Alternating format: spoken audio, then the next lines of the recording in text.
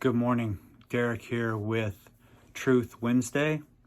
Wanted to change the name early on here because it's something that I'm going to be doing for the foreseeable future. And I wanted a name that I thought better represented what we are doing here. So Truth Wednesday it is.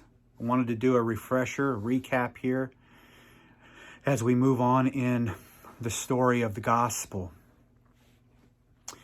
God created the world and everything in it, Genesis tells us. Genesis also tells us that God created man and woman. He created Adam and Eve, and he put them in a garden, and he said, take what I've given you, reproduce, cultivate the land, eat from any tree you would like, but do not do this one thing. Do not eat from the tree of good and evil, because if you do, you will surely die. Well, Adam and Eve took it upon themselves to rebel against God's authority, to do what they wanted to do, and they ate from the tree of good and evil. Can you imagine what you would do if you had created something for your good purposes and your good pleasure? And that thing that you have created turned to you and said, I am not going to do what you've created me to do. I'm going to do what I want to do. What would you do?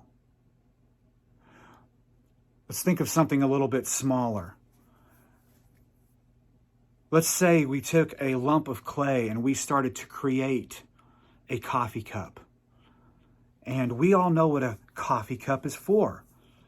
And we're creating it for that good purpose, for our purposes. And that cup turns and looks at us and says, I don't want to be a coffee cup. I don't want to do what you're creating me to do.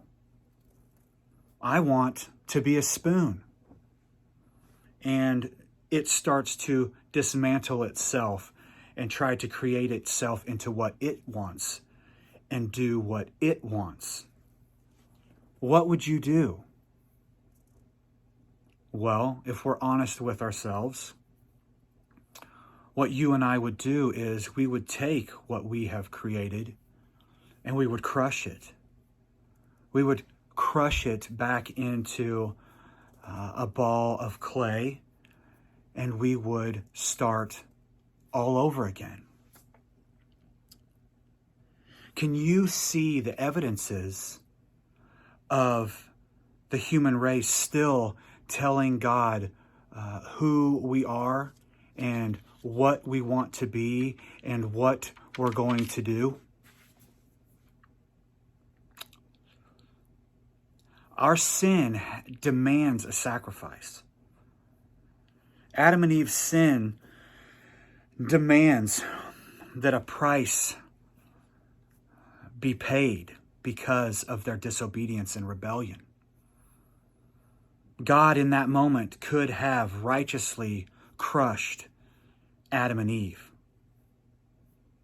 But in his infinite love and his infinite mercy, he didn't crush what he had created. Man's sin demands a sacrifice. And instead of crushing us, which he has every right to do, what he's going to do is something that you and I wouldn't do. He's going to crush himself for his creation.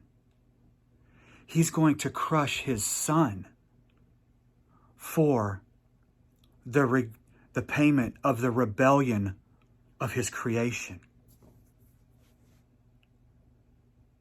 So I'm excited to tell you this part of the story because this is the most scandalous, amazing part of the gospel.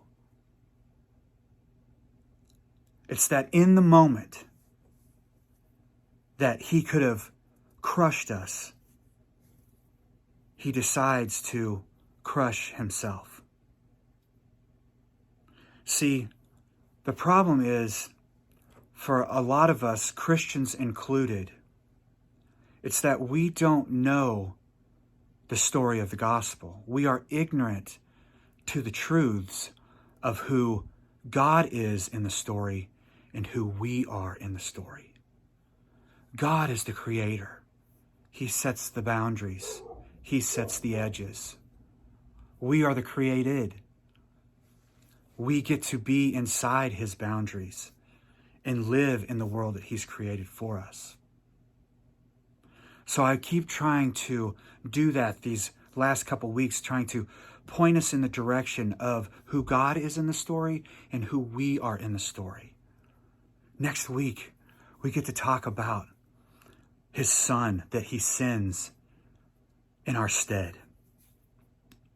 We must know the truth of the gospel, and that truth will set us free. Blessings.